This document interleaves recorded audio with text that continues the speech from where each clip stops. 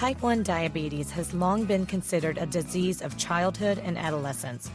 However, current research suggests that infant nutrition, in addition to genetics and other factors early in life, can significantly impact a child's risk for developing the condition later in life. How can we identify children at risk for type 1 diabetes, and what can we do to prevent or intervene with the disease process? You're listening to ReachMD.com, XM, the channel for medical professionals. Welcome to a special segment, Focus on Diabetes.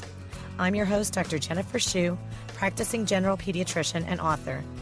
Our guest is Dr. Andrew Muir, professor of pediatrics and chief of pediatric endocrinology at Emory University School of Medicine. Welcome, Dr. Muir. Thank you very much. Let's set the stage a little bit by talking about the prevalence of type 1 diabetes and whether you're seeing a change, increasing or decreasing or changing with the age at which it's being diagnosed. The traditional prevalence of type 1 diabetes that is quoted in most papers is around 2 to 3 per 1,000 children. However, there has been an increase in the incidence of diabetes in children under 5 that's been recognized in a number of countries simultaneously, and probably tracing back over at least the last 10 years. We don't really understand at this point the reason for this increase, but it's occurring at an awkward time when we're seeing both an increase now of type 1 and type 2 diabetes for totally different reasons. Now, some of the focus on research of type 1 diabetes is looking at the perinatal period and early infancy. Let's talk about some of the early risk factors for type 1 diabetes, starting with genetics. What can you tell us about genetics as a risk factor? We've known for many years that there is a constellation of immune response genes that control the major genetic predisposition to type 1 diabetes. These genes are called the HLA genes, and most people are familiar with them because of the genes that are examined when we're looking for matching donors. There are some specific types of HLA genes that put a child at highest risk for diabetes. And interestingly, if we use the terms DR3 and DR4 to name the two high-risk types, when you have a combination of one DR3 gene and one DR4 gene, your risk is maximized, whereas a DR3 homozygote or a DR4 homozygote is at somewhat less risk than one who has the heterozygous combination. Autoantibodies have also been implicated as a predictor of type 1 diabetes. What autoantibodies are we talking about here, and how are they detected? Well, the oldest form of antibody was detected with a rather cumbersome assay where serum would be laid over top of a frozen pancreas section, and any antibodies against the islets would bind specifically to the islets in that frozen tissue and could be identified with a fluorescent antibody. And those were called islet cell autoantibodies. As time went on, we learned the actual identity of these antibody targets, and insulin was, in fact, the first autoantigen or antibody target that was identified, and that was subsequently followed by identification of glutamic acid decarboxylase, which is an enzyme important in neurotransmitter formation. And then an unknown antigen called IA2 was later found. The protein is now well sequenced and understood, but the function of IA2 remains obscure. There are a host of other less frequent autoantigens that have been described but don't have clinical application at this point. Let's talk a little bit about maternal factors. Has maternal age played a role in predicting type 1 diabetes? Increased maternal age increases the risk. To me, the most fascinating thing about maternal influences on diabetes is that a child of a diabetic mother is at lower risk of getting the disease than a child of a diabetic father. So a father is about twice as likely to have a child with diabetes than an affected mother is. Is there a way to make sense of that, to explain that? There are lots of theories.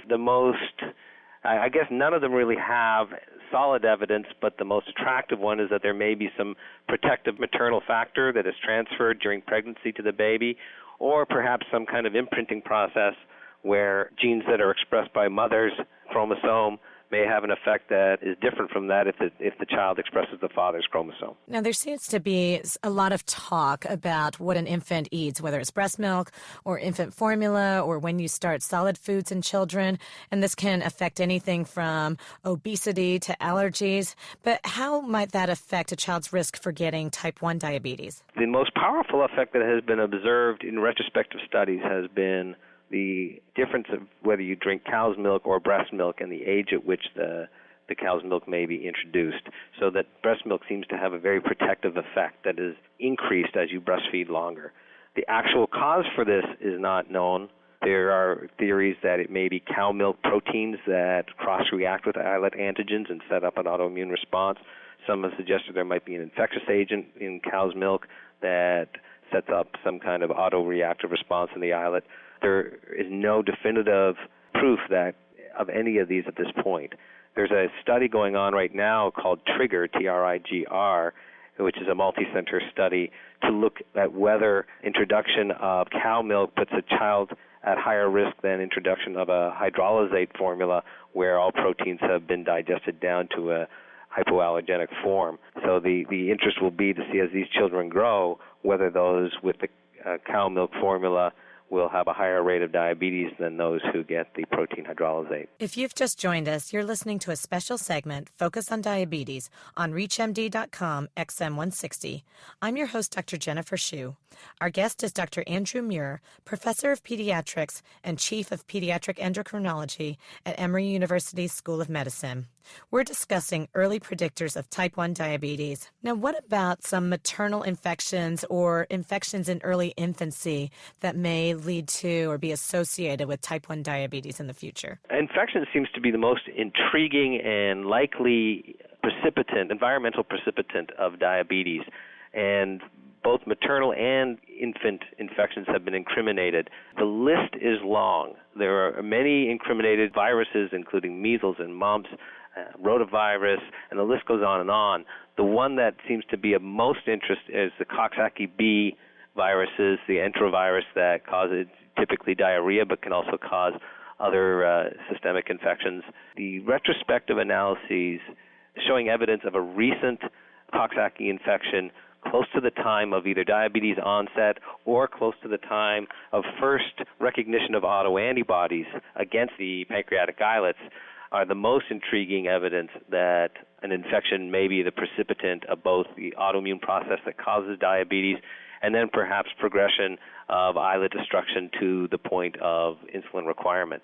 Again, a study is being done to look at this question prospectively. The TEDdy study is a prospective cohort analysis of many thousands of children around the world who are being followed for environmental, dietary, infectious, stress indicators, medications, immunizations, etc., looking prospectively for what factors may be associated with triggering of diabetes in those who are already genetically at risk for the condition. It's also been proposed that environmental toxins may be playing a role, and some people have suggested that immunizations may actually cause type 1 diabetes in children. Is there any evidence that might back this up? The evidence that immunizations causes diabetes is very weak and not universally accepted as valid. We certainly feel very confident at this point recommending that the benefits of immunization far outweigh the risks of immunization, in that if they cause diabetes, it's only in a very, very small number of cases where that's relevant. Again, that is being tested prospectively in a manner that should allow that question to be answered definitively, but the answer is quite a number of years away still. Other environmental toxins have been implicated. There are clearly medications, when used in high doses, be used to cause diabetes in animals for experimental purposes, but whether these really have any clinical application isn't clear. There have been toxins related to fungi, and again, probably not important for most cases of diabetes. Let's switch gears a little bit and talk about screening for type 1 diabetes in children even before they have symptoms. Is such a screening process available now? There are two approaches to screening children who may be at risk for diabetes. One involves looking for genes that may predispose someone to diabetes. That would be effective at an early stage, right from birth forward, even before the process of diabetes has been started. The problem with that approach is you'll have many children who carry the high-risk genes who will never get diabetes.